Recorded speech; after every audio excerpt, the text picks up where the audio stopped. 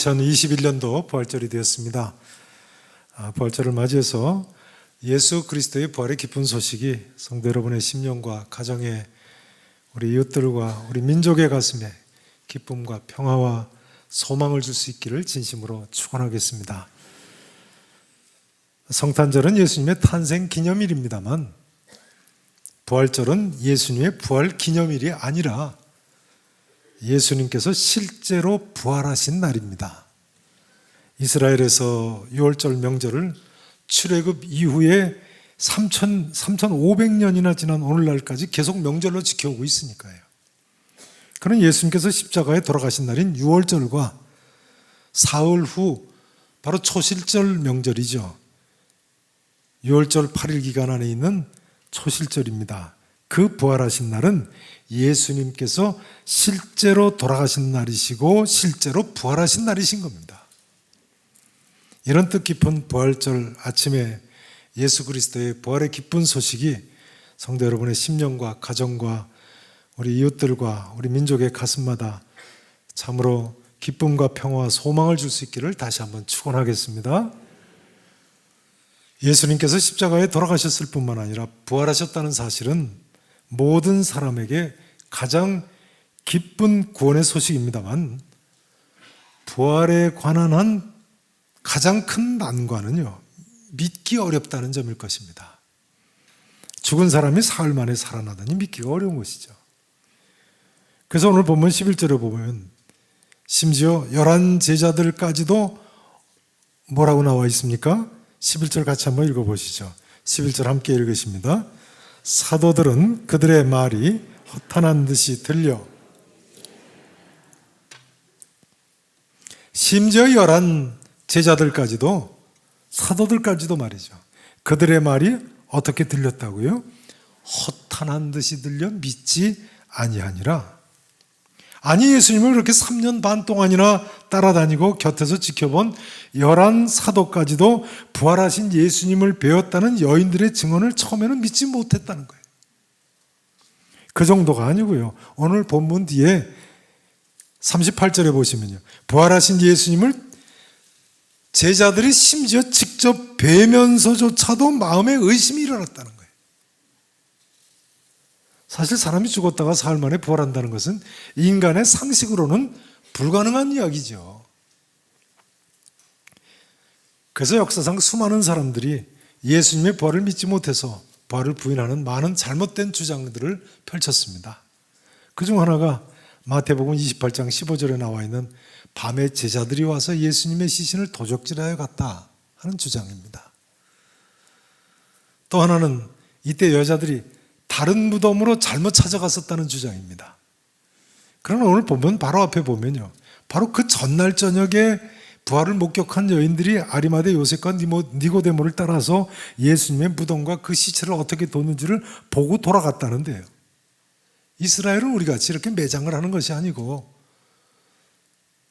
석회암이라서 무덤을 뚫어가지고, 쉽게 뚫어가지고 거기다 시신을 안치하니까요, 가서 안치한 걸 아예 보고 돌아갔다는데요. 그 전날 저녁에 다른 무덤으로 잘못 찾아갈 리가 있겠습니까? 한 사람도 아니고 10절에 보면 적어도 5명 이상의 여인들인데요. 10절에 보세요. 부활의 목격자들이 누구예요? 막달라 마리아, 요한나, 야고보의 모친 마리아라. 또 그들과 함께한 다른 여자들도 이것을 사도들에게 알리니라. 그러니까 적어도 5명 이상의 여인들이 목격자예요. 1절에 보시면요, 안식 후 첫날 새벽에 이 여자들이 앞서 바로 그 전날 와서 무덤을 살펴보고 시신을 어떻게 뒀는지 보고 돌아간 그 여인들이 말이죠, 그 준비한 향품을 가지고 무덤에 그 다음날 새벽에 다시 돌아갔는데요, 다른 무덤으로 잘못 찾아갔을 리가 없지요. 세 번째 잘못된 주장은요, 예수님이 실제로 십자가에 돌아가신 것이 아니고 제자들이 예수님의 환상을 본 것이라는 주장입니다. 그러나 오늘 본문 뒤에 39절에 보시면요, 부활하신 예수님께서 제자들에게 나타나셔서 내 손과 발을 보고 나인 줄 알라, 또 나를 만져보라고까지 하셨다는데, 영은 살과 뼈가 없으되 너희 보는 바와 같이 나는 있느니라 분명히 말씀하셨는데요. 그리고 심지어 구운 생선 한 토막을 드리니까 잡수시키까지 하셨다는 거예요. 그뿐만 아니죠. 요한복음 21장에 보면 부활하신 예수님께서 아예 숯불 위에 생선과 떡을 구우시다가 제자들한테 지금 잡은 생선 좀 가져오라고 하시더니 생선 가져다 드리니까 더 구우셔서 제자들한테 떡과 물고기를 가져다 주셨습니다. 그러니 헛것이 보일 리가 없지요. 환상이라뇨. 네 번째 잘못된 주장은요, 예수님께서 실제 돌아가신 것이 아니고 기절했을 것이라는 주장입니다. 실제 돌아가신 것이 아니고 기절하셨을 것이다. 그러나 여러분, 예수님은 분명히 돌아가셨고 죽은 자 가운데서 분명히 부활하셨습니다. 십자가에 못 박히신 예수 그리스도는 분명히 죽은 지 3일 만에 부활하셨습니다. 무엇보다도 이 성경 기록이 바로 우리에게 부활의 사실을 확증해 주고 있습니다. 우리는 성경 기록을 통해서 예수님께서 부활하셨다는 사실을 확실히 믿을 수 있는 것입니다. 성경 기록에 의하면요, 부활하신 예수님께서는 적어도 11차례 이상을 나타나셨습니다. 11차례 이상을 나타나셨어요. 맨 처음에는 막달라 마리아와 이 여인들에게 나타나셨죠. 두 번째로는 마태복음 24장 8절 9절에 보면 무덤에서 돌아가는 여인들에게 또다시 나타나셨습니다. 세 번째로는 베드로에게 나타나셨습니다. 네 번째로 그날 오후에 엠마오로 가는 두 제자에게 나타나셨죠. 다섯 번째로 그날 저녁 다락방에 모인 10 제자에게 나타나셨습니다.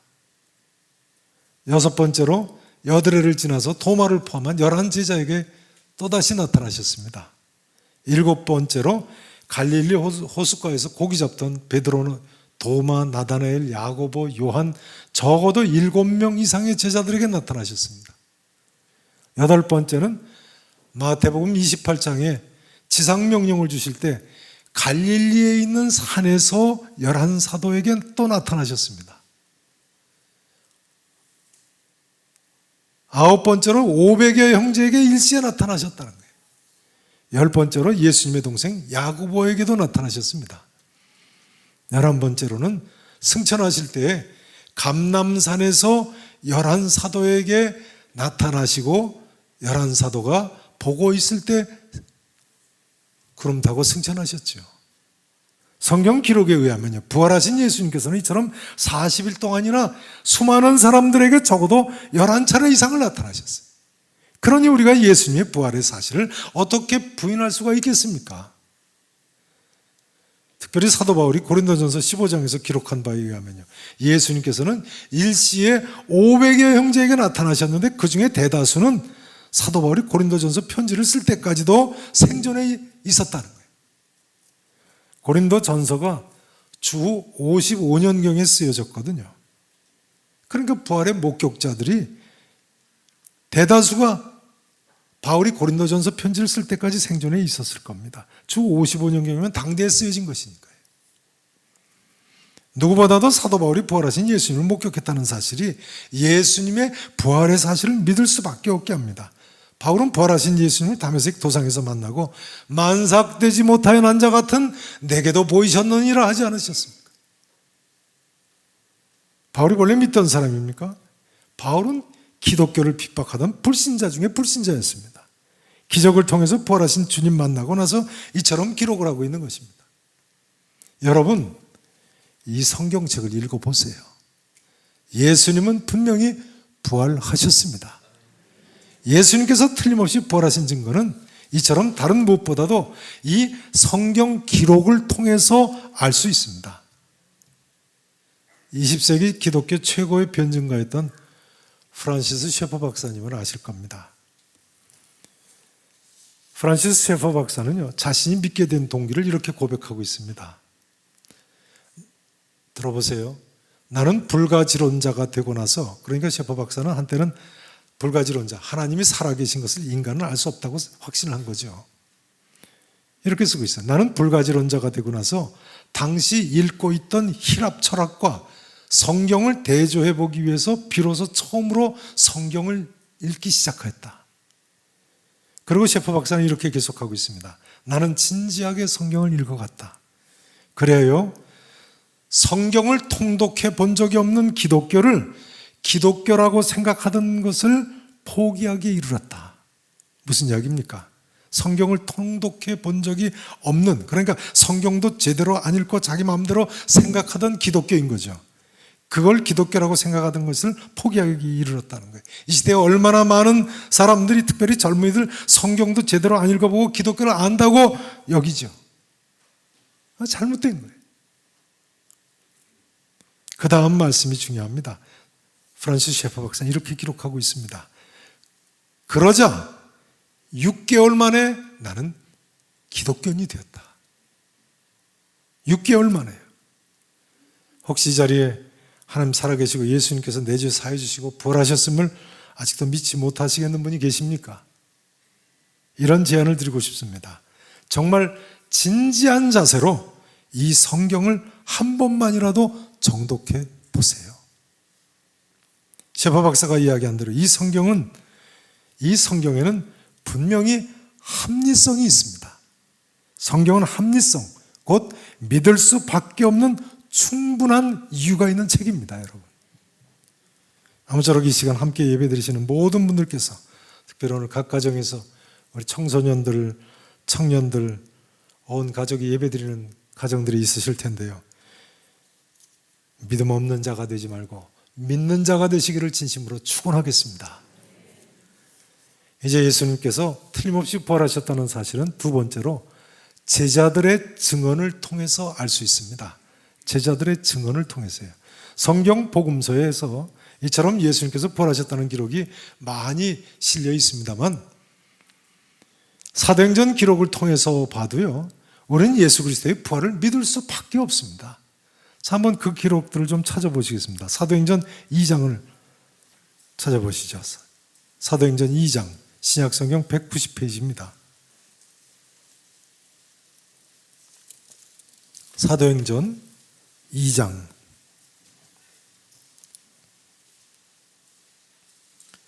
오순절날 사도 베드로의 설교인데요. 2장 32절 말씀을 보시죠. 자, 2장 32절 말씀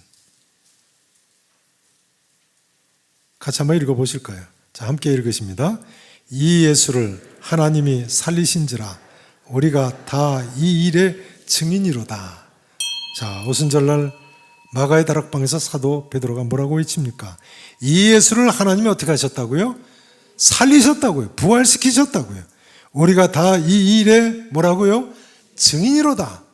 자신들이 예수님의 부활의 증인임을 부르짖고 있습니다. 그 다음 3장 15절을 보시죠. 사도행전 3장 15절입니다.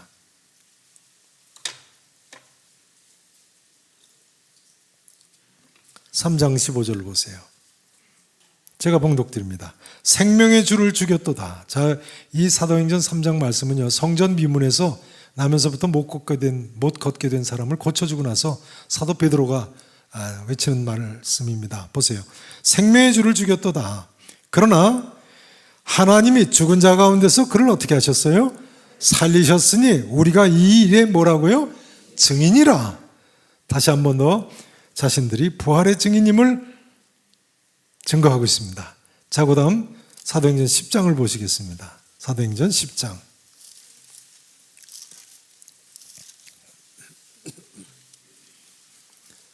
(10장) 39절부터 보시겠습니다.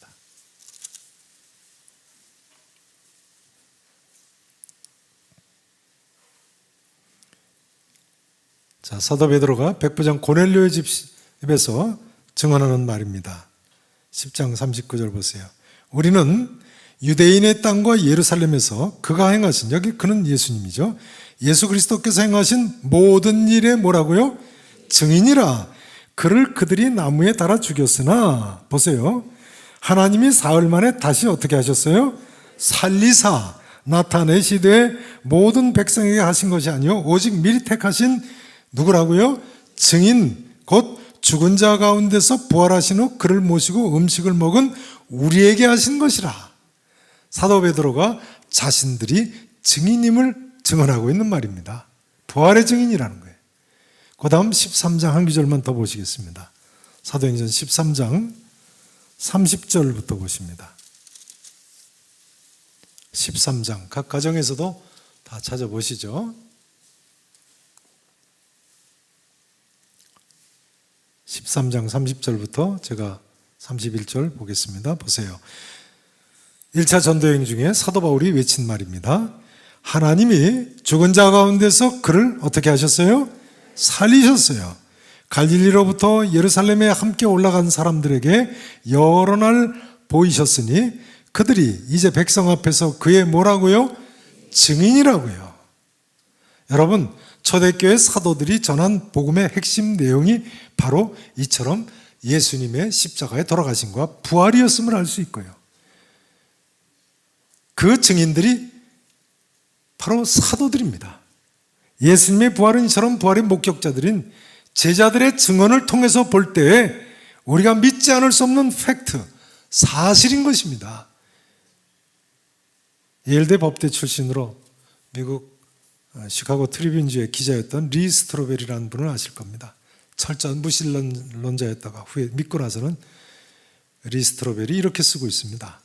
예수님의 부활 후 출현에 대한 증언과 증거의 수량은 압도적으로 많다.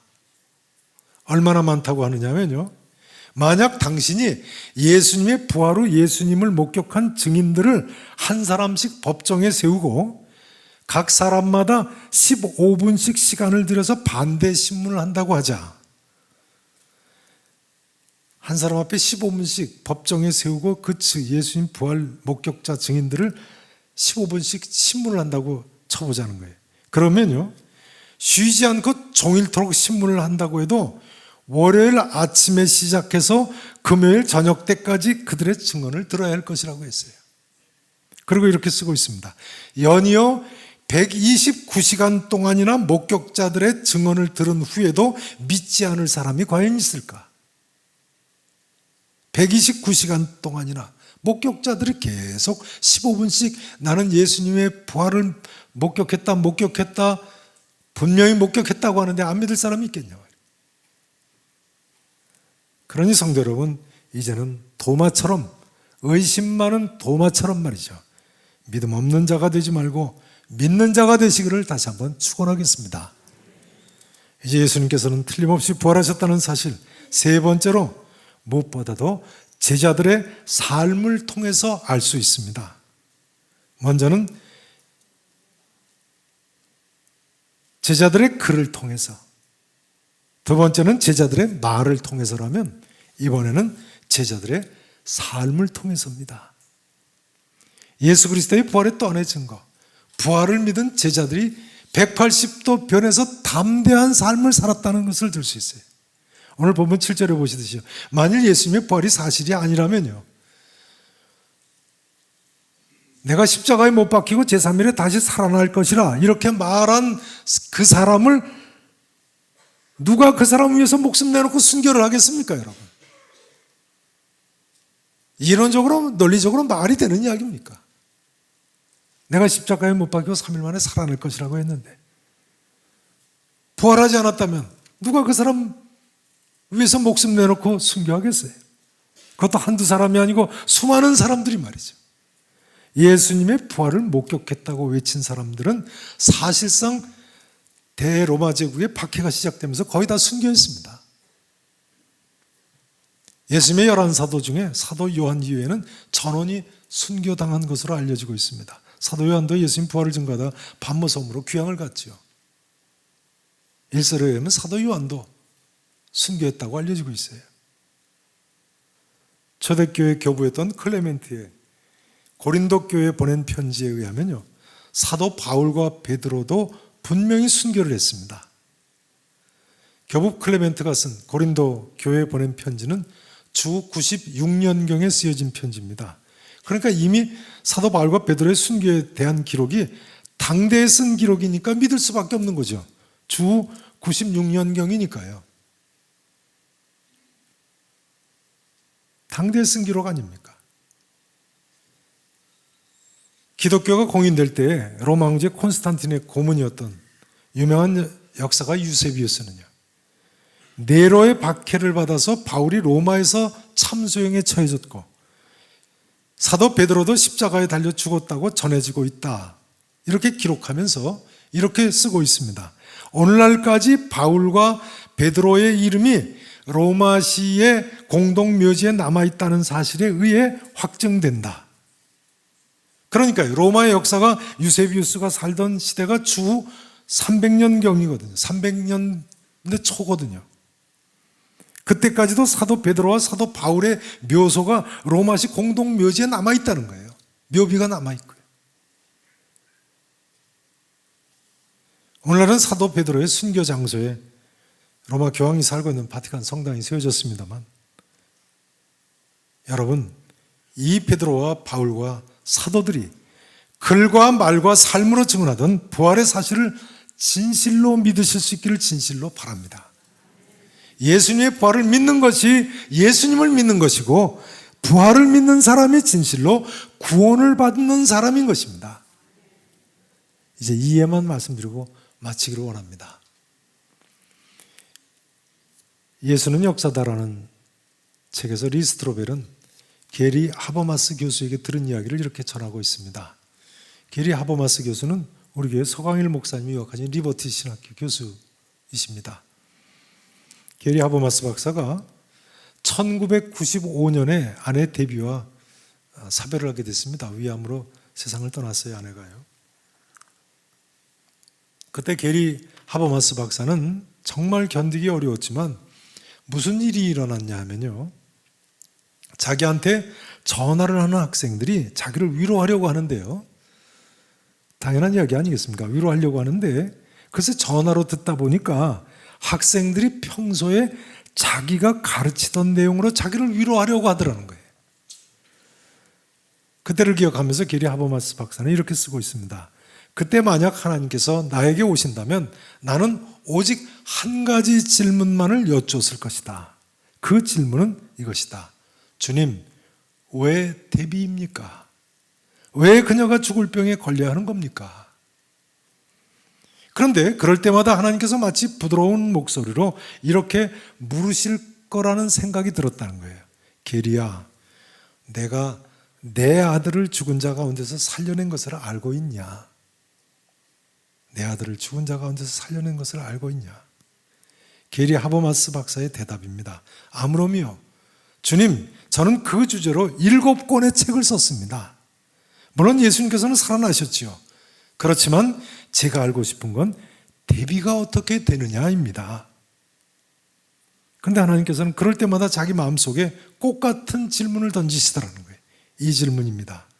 내가 내 아들을 죽은 자 가운데서 살려내지 않았느냐? 내가 내 아들을 죽은 자 가운데서 살려내지 않았느냐? 그때 게리 하버마스 교수는 이런 깨달음이 있었다고 기록하고 있습니다.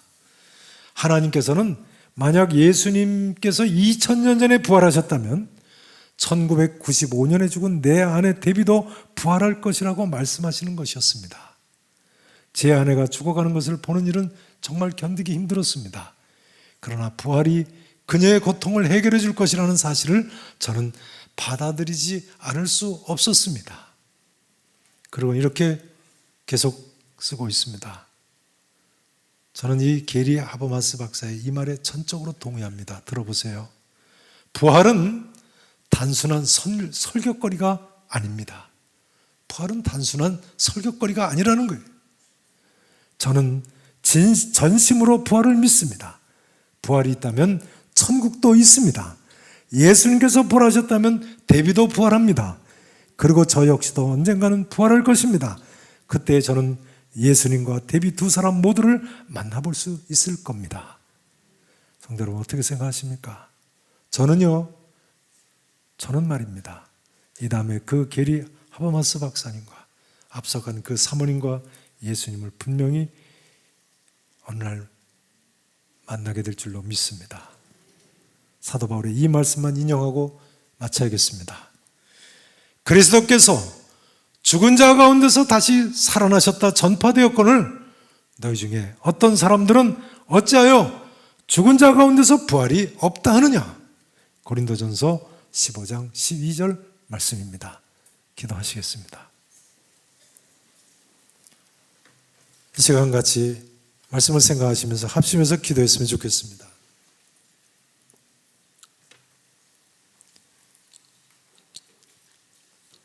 여러분, 하나님의 아들 예수 그리스도의 십자가의 나를 위해 죽으심과 부활하심을 믿으십니까?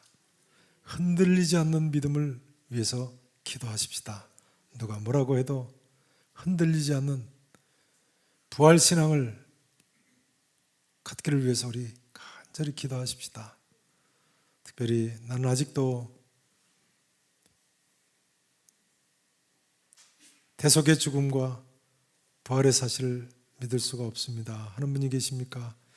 진지한 마음으로 기도하시고 진지하게 성경을 읽어보시기 바랍니다. 하나님께서 도와주시기를 소원합니다. 두 번째로 부활의 기쁜 소식을 이제는 능력 있게 전할 수 있기를 위해서 우리 기도하십시다. 이것은 인간의 지적 능력으로 다른 어떤 것 가지고 전할 수가 없습니다. 성령님께서 도와주셔야 됩니다. 부활의 기쁜 소식을 성령 충만함으로 능력 있게 내 자녀들에게 전하고 내 이웃들에게 전할 수 있기 위해서 기도하십시다. 세 번째로 부활의 기쁜 소식이 모든 민족에 전해질 수 있기 위해서 기도하십시다. 코로나19로 선교도 제대로 못하고 있는데요, 코로나19가 소멸되고 다시 전도의 문이 활짝 열리고 선교의 문이 활짝 열리기 위해서 우리 같이 한번 간절히 기도하고 일어섰으면 좋겠습니다. 자, 이상의 기도 제목을 우리 같이 합심해서 함께 기도하시고 제가 기도하고 마쳤으면 좋겠습니다. 같이 기도하십니다.